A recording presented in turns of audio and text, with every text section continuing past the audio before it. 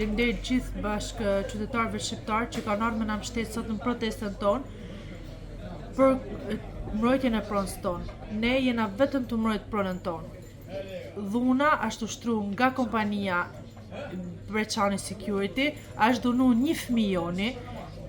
Ja u kena thonë edhe më përpara, jena zonë kanonore, përderisa shteti nuk ndërhyn në linën nevoja neve me pa drejtësi gjashtu në ba. Ai që ka gjujt djalin ton na ka ardhur te komisariati me qyteti shoqërum, ndërkohë që djali jo një gjujtu ka shku me fugon policiet në komisariat, është majti shoqërum 5 orë. Kështu që kjo është një padrejtësi shumë e madhe. Kam një thirrje për ministrin e ri të brendshëm, Besfort. Mos e trajto djalin e ri që u kthy nga Oxfordi me parimin për të bashkë Shqipërinë. Sot e ke dorë me tërheq policinë e shtetit nga rrjodhi dhe me lanë drejtësinë me fol. Policia e shtetit nuk paguhet për me mbrojt punëtorët e Bashkimulës.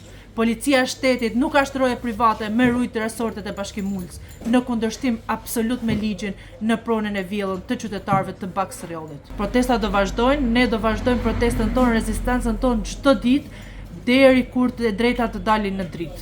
Të them të drejtën, nuk ishim parashikuar në këtë mënyrë që shkoj, për arsye sepse kemi pas një kërkesë për të kenë një protestë paqësore, mirë po nuk shkoi siç ishte parashikimi, për arsye sepse njerëzit ishin shumë të revoltuar për ngjarjen e pak ditëve më parë ku një punojës i Berçanit goditi një 17 vjeçar dhe kjo ishte një shenjë hakmarrje ku njerëzit donin që të merrin hak mbi këtë ngjarje që ndodhi pak ditë më parë.